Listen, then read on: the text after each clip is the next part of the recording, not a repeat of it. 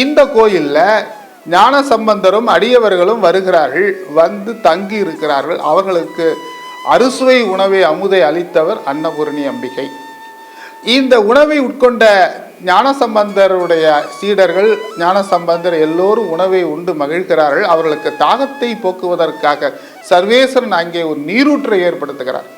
அந்த நீரூற்றிலே அந்த நீரை உட்கொண்டு மகிழ்ச்சியோடு அவர்கள் இருந்த காரணத்தினாலே இது அடியவர்களுடைய தாகத்தை போக்கியதாலே இது தாகம் தீர்த்த புரீஸ்வரர் என்ற பெயர் அந்த சர்வேஸ்வரனுக்கு ஏற்பட்டது.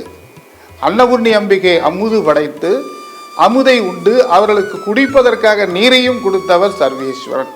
அதோடு மட்டுமல்ல, இந்த தீர்த்தபுரீஸ்வரர் திருத்தலம் சொன்னோம் பார்த்தீங்களா, அங்கிருந்து வேத விற்பனர்கள், சிவாச்சாரியார்கள், வேத விற்பனர்கள், நாத நல்லிசை முழங்குகின்ற இசை பேரறிஞர்கள் எல்லோரையும் அழைத்து திருஞான சம்பந்தரை முத்து சிவிகையும் முத்து பல்லக்கையும் கொடுத்து அவரை வரவேற்று அழைத்து செல்கின்றார்கள். வரும்படி பணிக்கிறார் சர்வேஸ்வரன்.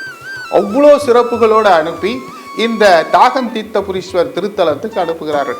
அங்கு இரவு முழுவதும் தங்கியிருந்து பூஜை புனஸ்காரங்களாம் செய்த ஞானசம்பந்தர் மற்றும் சீடர்களை பல்லக்கிலே ஏற்றி, ஞானசம்பந்தரை பல்லக்கிலே ஏற்றி வேத விற்பனர்கள் 4 மறைகள் ஓதி நாத நல்லிசையோடு அவர்களை சிறப்போடு அழைத்து தீர்த்தபுரீஸ்வரர் திருத்தலத்துக்கு வரவேற்கிறார் சர்வேஸ்வரர்.